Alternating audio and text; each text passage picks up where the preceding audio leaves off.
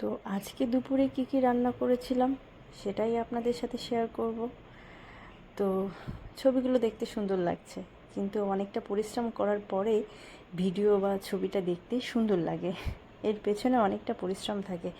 যাই হোক, আজকে রান্না করছি ভেন্ডি আলু, আর এদিকে একটু মাছের তেল করব, তাই সবজিগুলো সব কেটে নিয়েছি। আর মাছের তেলটা আমি পরিষ্কার করে ধুয়ে রেখেছিলাম।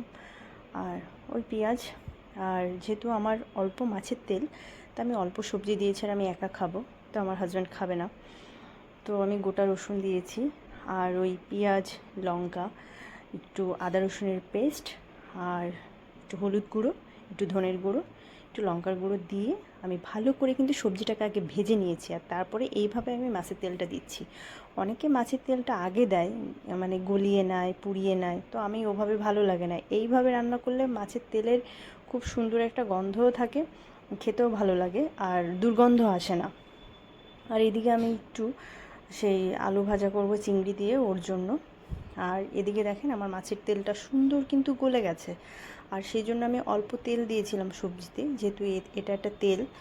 আর হচ্ছে এটা ভাজার মধ্যে এখন আমি একটু ওই পেঁয়াজ আর একটু কাঁচা লঙ্কা দিয়ে দিলাম।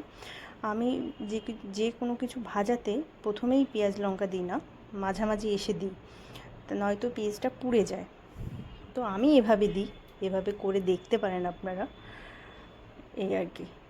আর এদিকে এই যে আমার মাছের তেলটা সুন্দর এভাবে ভাজা ভাজা হয়ে গেছে, কেউ চাইলে এই পর্যায়ে নামাই নিতে পারে। আর এটা হলো পটকাটা। আর আমি একটু জল দেব, যেন সব কিছু সুন্দরভাবে একসাথে মিলেমিশে যায়, সেজন্য আমি সামান্য জল দিয়ে এটাকে ফুটিয়ে তারপরে ভাজা ভাজা করে নেব। আর আপনারা চাইলে এই পর্যায়ে নামিয়ে নিতে পারেন, কোনো অসুবিধে নেই। তো এটাই। আর এদিকে আমার ভাজাটাও হয়ে গেছে কাছাকাছি, আর একটু পরে নামিয়ে নেব। আর হচ্ছে সেই দেখতে খুব ভালো লাগছে। আর এদিকে আমি একটু সর্ষে বেটে নেব, কারণ ওই আমি ভেন্ডি দিয়ে সর্ষে দিয়ে করব, সেই জন্য আমি সর্ষেটা বেটে নিচ্ছি। আর হচ্ছে এদিকে আমার মাছের তেল কমপ্লিট হয়ে গেছে, বাড়তে বাড়তে এদিকে হয়ে গেছে এগুলো। আর ভাজাটাও হয়ে গেছে, এবার সর্ষেটা আবার বেটে নেব, একটু বাকি আছে। তো সর্ষেটা আমার বাটা হয়ে গেছে। সর্ষে বাটা শিলপাটায় আমি আগে বাটতাম, এখন বাটা হয় না সময়ের জন্যে, কারণ বাবু আছে তো, খুব শর্টকাটে রান্না করে যেতে হয়। তো এই আমার সর্ষে বাটা হয়ে গেছে। আর ভেন্ডিটা আমি ভেন্ডি, আলু, ওই পেঁয়াজ, কাঁচা লঙ্কা, একটু ধনের গুঁড়ো, হলুদ গুঁড়ো, আর একটু নুন, এগুলো দিয়ে ভালো করে ভেজে নিচ্ছি। ভালো করে একটু ভাজা ভাজা হয়ে গেলে আমি যে মানে সর্ষেটা বেটেছিলাম, ওটা শিলটা ধুয়ে রেখেছিলাম, সেই জলটা একটু দিয়ে দেবো। আমি কিন্তু সর্ষেটা আগে দিইনি, কারণ সর্ষে আগে দিলে নাকি তেতো হয়ে যায় অনেক জ্বালালে, তো আমার একটু ভয়ই লাগে সর্ষে দিয়ে রান্না করতে।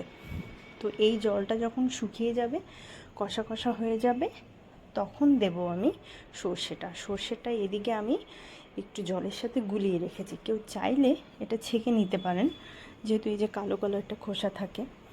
আর আমার এদিকে জলটা পুরো শুকিয়ে গেছে, তো আমি সর্ষেটা এখন দিয়ে দেব।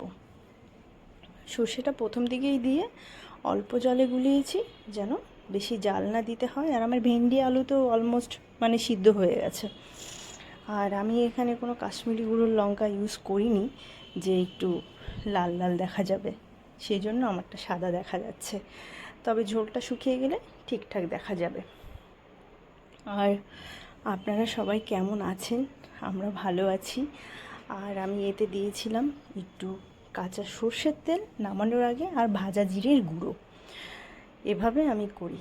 আর মাছের তেলটা তো মানে অসাধারণ, খেলেই বোঝা যাবে এবং দেখেই বোঝা যাচ্ছে অসাধারণ। তো আপনারা সবাই ভালো থাকবেন, সুন্দর থাকবেন, সুস্থ থাকবেন। আমার ভিডিওটা একটু লাইক, কমেন্ট, শেয়ার করবেন। আর আমার একটা ইউটিউব চ্যানেল আছে, একটু সাবস্ক্রাইব করবেন। আপনাদের যাদের পরিচিত লোকজন আছে একটু শেয়ার করবেন। আর সবাইকে থ্যাংক ইউ, টাটা, খুব ভালো থাকবেন।